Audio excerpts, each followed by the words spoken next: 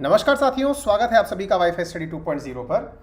मैं हूं अंकित अवस्थी। आप हैं मेरे साथ में एक बहुत ही इंटरेस्टिंग खबर के बारे में चर्चा करने के लिए। इंटरेस्टिंग यूं है कि अक्सर आप लोगों के मन में एक सवाल आता है। सवाल क्या आता है कि जब दो राजनेता मिलते हैं तो आपस में बतियाते क्या हैं, या फिर ये लोग जब आपस में फ़ोन पर बातचीत करते हैं तो ऐसी कौन सी बात है जो इतनी देर देर तक कर लेते हैं। कई बार सुनने में आता है 3 घंटे बातचीत हुई, 2 घंटे बातचीत हुई।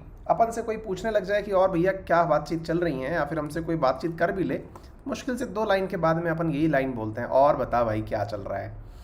लेकिन वास्तविकता में बेनेट की बातचीत जो जेलेंस्की से हुई, बेनेट कौन है बताने की जरूरत नहीं होना चाहिए, नफ्ताली बेनेट इजराइल के वर्तमान प्रधानमंत्री, वहीं व्लादिमीर जेलेंस्की यूक्रेन के राष्ट्रपति, इन दोनों के बीच में क्या बातचीत हुई वो अब सार्वजनिक हो गई है। बातचीत ये हुई कि बेनेट जो है वो जेलेंस्की से फ़ोन करके कहे कि यार काहे लड़ रहे हो भैया, सरेंडर कर दो। हैं अब आप पूछेंगे कि बात कहाँ से बाहर आ गई, तो चलिए चर्चा करते हैं। यहाँ पर आपके सामने यरूशलम पोस्ट करके अखबार है इजराइल का, जिसकी न्यूज़ लिखी है, Bennett advises Zelensky to surrender to Russia, Zelensky refuses. ये चेहरा भी बहुत ही बेचारे का ऐसा बनाया गया है कि क्या बताया जाए। मतलब ये अब आप पूछेंगे कि कब बेनेट ने फ़ोन कर दिया सर, ये तो बताइए। सारी बातें गिन गिन के बताएंगे। मैंने आपको ये भी बताना है कि इजराइल के जो मतलब प्रधानमंत्री हैं, ये यात्रा पर गए थे मास्को, वहाँ से फ़ोन करके इनको कहे थे, वो उस दिन की बात आज बताए हैं यार ये, कि भाई हमको ये तक झेलना पड़ रहा है। यूक्रेन के किसी ऑफिशियल ने कहा कि जेलेंस्की से कहा गया कि पुतिन की डील को मान लो और सरेंडर कर दो। अच्छा, आपको मालूम है ना 3 डील दी थी पुतिन ने, 1 2 3 याद है। नंबर 1 पहला सरेंडर कर दो, नंबर 2 क्रीमिया पर हमारा जो अधिकार है उसे स्वीकार करो, लोहांस और डोनास जो एरिया है उनको स्वतंत्र राष्ट्र घोषित करो, और ये कसम खाओ कि भविष्य में कभी भी नाटो और यूरोपियन यूनियन में नहीं जुड़ेंगे। अच्छा, मैंने आपको थोड़े दिनों पहले ये वीडियो भी बताया हुआ है जिसमें कि ये 2 चीज़ों के लिए तो मान गया है, मतलब किसके लिए, 1.5 चीज़ के लिए मान गया है कि लोहांस और डोनास्क वाला जो क्षेत्र है उसके लिए तो बातचीत करने को हम तैयार हैं, नाटो हम कभी ज्वाइन नहीं करेंगे। क्रीमिया को लेकर के अभी भी स्थिति स्पष्ट नहीं है। पहला वाला जो 3 शर्तें थी ना, जो रशिया ने आक्रमण करते ही 24 तारीख के दिन ही रख दी थी कि यूक्रेन को अगर अपनी शाख बचानी है तो ऐसी स्थिति के अंदर हमारी 3 शर्तें मान ले। उसमें से पहली शर्त थी सरेंडर कर दें जेलेंस्की। अब ऐसी स्थिति में जनाब जेलेंस्की से यही वाली बात नफ्ताली बेनेट ने कही। जब नफ्ताली बेनेट आए थे रशिया की यात्रा पर, तब फ़ोन करके समझाने की जगह उन्होंने इस बेचारे मासूम व्यक्ति को फ़ोन करके ये कहा कि सुनो, सरेंडर काहे नहीं कर दे रहे हो। देख लो साहब, Bennett return to Israel after, ये आपके सामने सारी न्यूज़ है। पुतिन के उससे मिल के आए थे, जर्मनी के स्कॉल्ज से मिल करके आए थे। Israeli prime minister meet Putin in Moscow to discuss Ukraine crisis, और साहब इन्होंने वहाँ पर जो कहा वो सारी बातें आपके सामने हैं। बाय द वे मैं आपको इन्फॉर्म कर दूं कि नफ्ताली बेनेट और व्लादिमीर पुतिन की हाल ही में मुलाकात हुई है। हाल ही में मुलाकात में नफ्ताली बेनेट एक दिन सरप्राइज विजिट पर मास्को पहुंचते हैं और वहां पहुंच करके 3 घंटे तक आपस में बैठ के बतियाते हैं। आप में से बहुत से लोगों के मन में क्यूरोसिटी होती है कि यार ये आपस में बोलते क्या हैं इस समय, घर पर सब ठीक ठाक तो है ना, सब बढ़िया तो चल रहा है ना, बातचीत क्या होती है, ये बहुत क्यूरोसिटी है। अक्सर राजनेताओं से इंटरव्यू जब लिए जाते हैं पूछा भी जाता है कि सर आप लोग बोलते क्या हैं, बातचीत क्या करते हैं। एनीवे, इनके बीच में जो भी बातचीत रही होगी उस बातचीत के तो खैर नज़ारे बाहर नहीं आए हैं, लेकिन पुतिन के कहने पर नफ्ताली बेनेट ने जो है वो कुछ ना कुछ जो है वो कह जरूर दिया है। रिपोर्ट का कहना है कि बेनेट ने पुतिन से बातचीत करी कि इजराइल और जूइश कम्युनिटीज़ जो यूक्रेन में रह रही हैं उन पर आपका क्या मत है। ऐसी स्थिति में पुतिन ने कहा कि यूक्रेन के अंदर, Putin told Bennett not to provide, Putin ने बेनेट से कहा कि आप लोग जो है ना वो कृपया करके अपने द्वारा किसी भी प्रकार की मिसाइल या फिर एंटी मिसाइल, एंटी एयरक्राफ्ट जैसी कोई भी वेपन जो है वो मत पकड़ा देना यूक्रेन को। ये किसने कहा? पुतिन ने बेनेट को समझाते हुए कहा। अब ये बात निकल करके आती है जनाब 8 मार्च की। अगर आपको याद हो तो ज़रा ध्यान से देखिए। नफ्ताली बेनेट लिख रहे हैं कि मेरी, माफ़ी चाहूँगा, ये जो व्लादिमीर जेलेंस्की हैं ये लिख रहे हैं कि मेरी नफ्ताली बेनेट से बात हुई है और धन्यवाद इजराइल के मतलब प्रधानमंत्री की आपने हमारे बीच में मध्यस्थता करने का प्रयास किया। और इन्होंने कहा कि discussed way to end the war and violence. ये 8 तारीख का जो ट्वीट है उसके बाद में आज जा कर के, जब तारीख जो है वो 12 मार्च हो चुकी है, 4 दिन बाद ऐसा क्या हुआ। देखिए, नफ्ताली बेनेट ने उस दिन तो धन्यवाद दे दिया और ये कहा कि हम लोगों ने आपस में बातचीत करी कि युद्ध कैसे समाप्त होगा। देखिए, वास्तविकता तो यही है कि बात तो यही की भी थी, लेकिन किसी ने इनसे पूछ लिया कि सर आप एक बात बताइए, आप एक मजबूत मतलब राष्ट्रपति हैं, 2 बच्चों के फादर हैं आपने कह रखा है, और आपने कहा भी है कि आप जो है वो किसी से डरते नहीं है टाइप से। तो सर आप एक बात बताइए, बात क्या की है? तो ऐसी स्थिति में व्लादिमीर जेलेंस्की ने कहा कि यार देखो, युद्ध खत्म करने की कहा युद्ध कैसे खत्म होगा? बोले उन्होंने कहा कि सरेंडर कर दो, और मैं सरेंडर करना नहीं चाहता, और ये न्यूज़ बन करके आ गई। Prime minister Naftali Bennett told कि यूक्रेनियन प्रेसिडेंट व्लादिमीर जेलेंस्की ने कहा कि यूक्रेन को हम ऑफर कर रहे हैं कि वो पुतिन का बात मान लें, और बात मान करके जो है बातों को संभाल लें। साथ में उन्होंने ये भी कहा कि यार यदि मैं तुम्हारी जगह होता ना, if I were you I would think about the living lives of my people and take the offer. यदि मैं तुम्हारी जगह होता तो मैं इस ऑफर को स्वीकार कर लेता, ऐसा बेनेट ने यूक्रेन के प्रधानमंत्री से कहा। हालांकि ये बात किसी के गले नहीं उतरती है कि क्या इजराइल ऐसा कह सकता है, क्योंकि इजराइल वो देश है जो कि किसी भी प्रकार से, अब कहने का मतलब किसी से पिट के नहीं बैठ सकता, अब ये वो वाला देश हो चुका है। हालांकि पता नहीं क्यों बेनेट ने ऐसी लाइन कही है, तो खैर बेनेट जाने, लेकिन ये बात निकल करके आई है, ऐसा रिपोर्ट्स का कहना है और सरकारी सूत्रों का भी कहना है। बेनेट ने कहा कि Bennett told us to surrender, लेकिन we have no intention to doing so. हमने लेकिन इस प्रकार से किसी भी प्रकार से सरेंडर करने से इनकार कर दिया है, हम ऐसा कुछ भी प्लान नहीं कर रहे हैं।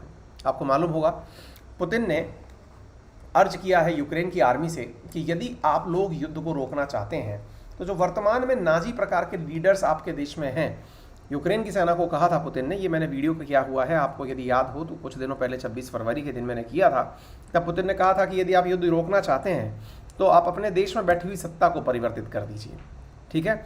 और साथ में ये भी कहा कि इजराइल को कि यूक्रेन की आप किसी भी प्रकार से मिलिट्री और डिफेंस में मदद मत करिए, क्योंकि अगर आपने ऐसी मदद करी तो युद्ध खामखा बढ़ेगा। ऐसी स्थिति में यूक्रेन का जो प्रभाव है वो निश्चित ही मतलब परेशान करने वाला है। यूक्रेन प्रभावित हुआ होगा इन सब बातों से। आपको याद होगा कुछ दिनों पहले मैंने आपको एक लाइन पढ़ाई थी, ये घटना है आज से 2 दिन पहले की, जिसमें मैंने आपसे कहा था कि यूक्रेन जो है वो समझौते को राजी हो गया है और नाटो की सदस्यता नहीं लेगा। आप पूछेंगे कि सर ऐसी कोई न्यूज़ थी क्या? बिल्कुल थी। 3 शर्तों में से 2 शर्तें तो इसने मान ही ली थी ना। कौन सी 2 शर्तें मान ली थी इसने? देखिए, इसने खुद ने एक इंटरव्यू के अंदर कहा था जेलेंस्की ने कि मैं कॉम्प्रोमाइज़ करने के लिए तैयार हूँ। किस बात को लेकर के? कि जो भी लोहांस और डोनास्क रीजन है उनके अंदर मैं बात करने को तैयार हूँ, साथ में मैं नाटो की सदस्यता भी नहीं ग्रहण करूंगा। यानी एक प्रकार से 3 शर्तों में से 1.5 शर्त तो इसने तभी मान ली थी। अब सरेंडर की सुर्खियां आना शुरू हो गई हैं, तो लगता है कि यूक्रेन जो है कुछ ना कुछ तो ऐसा स्टैंड लेगा जिसकी वजह से इसके देश में हो रहा जो नुकसान है उससे रोका जा सके। हालांकि युद्ध काफ़ी लंबा खिंच गया है, इतना एक्सपेक्टेड नहीं था कि इतना लंबा युद्ध खिंचेगा। अब ऐसी स्थिति में दुनिया का कोई भी देश कोई स्टैंड लेता हुआ दिख भी नहीं रहा है, तो कहना बहुत मुश्किल होगा कि युद्ध किस दिशा में आगे जाएगा। लेकिन पीएमओ का कहना है कि जेलेंस्की जो है उनको पुतिन का ऑफर दिया गया है और अगर वो मान लेते हैं तो उनके लिए बहुत अच्छा होगा। हालांकि नफ्ताली बेनेट को भड़काने का प्रयास व्लादिमीर जेलेंस्की ने खूब किया था। आप पूछेंगे कैसे? क्या हुआ?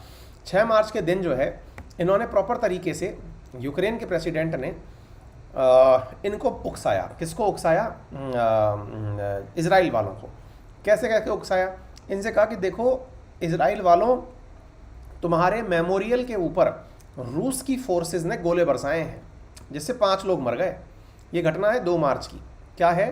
यूक्रेन के राष्ट्रपति ने उन दिनों इजराइल को अपने समर्थन में लेने के लिए खूब वो चले थे तरीके, और तरीके में क्या चला था? उन्होंने ये कहा कि इजराइल के लोगों, आप लोगों का जो होलोकॉस्ट है जो कि यूक्रेन में बना हुआ है उस पर गोले बरसाए रूस ने। ऐसी स्थिति में सभी यहूदियों को एक हो जाना चाहिए। आप जानना चाहेंगे कि ये होलोकॉस्ट क्या है? देखो बेटा, बात ऐसी है कि जब सेकेंड वर्ल्ड वॉर चल रहा था ना, उस समय जर्मनी बहुत पावरफुल स्थिति में था।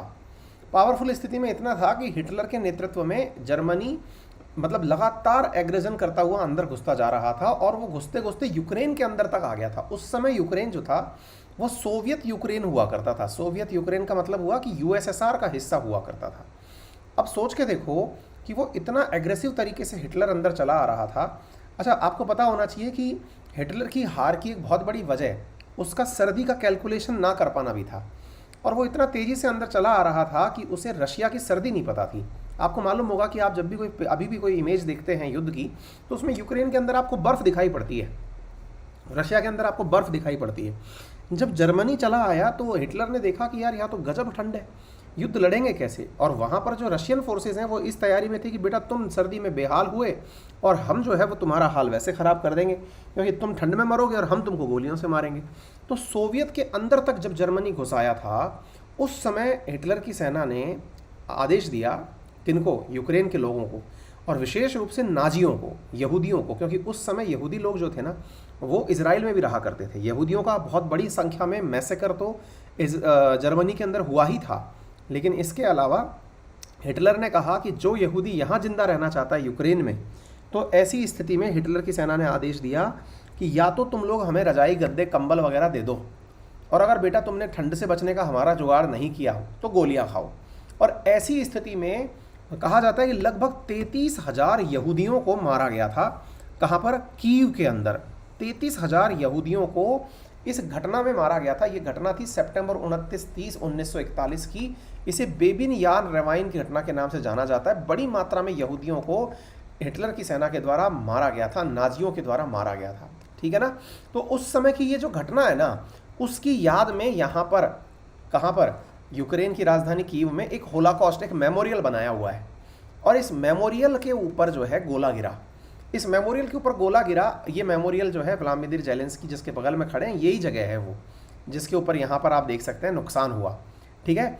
तो यहाँ पर ये जो व्लादिमीर ज़ेलेंस्की हैं, ये यहूदियों को याद दिला रहे हैं कि देखो तुम्हारे ऊपर जिस प्रकार से हमले हुए थे वैसे ही हमले तुम्हारी, उस एक तरह से समझ लो कि डेड लोगों की जो प्रतिमा लगी वहाँ पर फिर से हुए हैं, तो सभी यहूदी एक हो जाओ। ऐसा कह के इन्होंने, ज़ेलेंस्की ने ज्यूज़ को आह्वान दिया था कि इरेज, जो मतलब Russia erases Ukraine, Nazism is born in silence, कि नाजीवाद वापस से आ रहा है, देख लो तुम लोगों को ख़त्म करने के लिए ये लोग वापस आ रहे हैं। तो सभी यहूदियों से कहा जाता है कि वो सब एक होकर फिर से लड़ने आ जाएं। हालांकि बेनेट ने इनको उल्टा समझा दिया। अब ये बात अलग है कि बेनेट ने क्यों समझाया, ये तो बेनेट ही जाने, ठीक है। तो उम्मीद है कि आप लोगों को ये बात अच्छे से समझ में आ गई होगी। अगर ये जानकारी समझ में आ गई हो तो बहुत बढ़िया। एक काम कर रहे हैं हम लोग, कल संडे के दिन सुबह 10 बजे हम लोग एक वो रखते हैं, लाइव सेशन रखने जा रहे हैं। कहाँ पर? अनअकैडमी पर, है ना। तो अनअकैडमी की यूपीएससी कैटेगरी के अंदर हम लोग आपके लिए एक लाइव सेशन रखने जा रहे हैं, और स्पेशल क्लास है, फ्री स्पेशल क्लास है। उसके अंदर आप मेरा रेफरल कोड अंकित 10 यूज़ करके एंट्री करिए। काफ़ी दिन हो गए आप लोगों से बातचीत किए हुए, पहुँचिए। कुछ पढ़ाई लिखाई संबंधी भी बातें वहाँ पर हो जाएंगी, और अपने जो विद्यार्थी हैं उनसे भी लाइव संवाद हो जाएगा। Use my referral code Ankit 10। इसके अलावा स्पेशल क्लास के अंदर हम लोग जो इतने दिनों से पढ़े हैं उससे संबंधित जो भी सवाल बने हैं उनका भी एक प्रॉपर तरीके से डिस्कशन हो जाएगा। हम ये डिस्कस करेंगे कि यूक्रेन क्राइसिस पे कितने प्रकार के सवाल बन सकते हैं, क्योंकि बहुत लंबे समय से विद्यार्थियों के साथ में उस तरह का कोई संवाद नहीं हुआ है।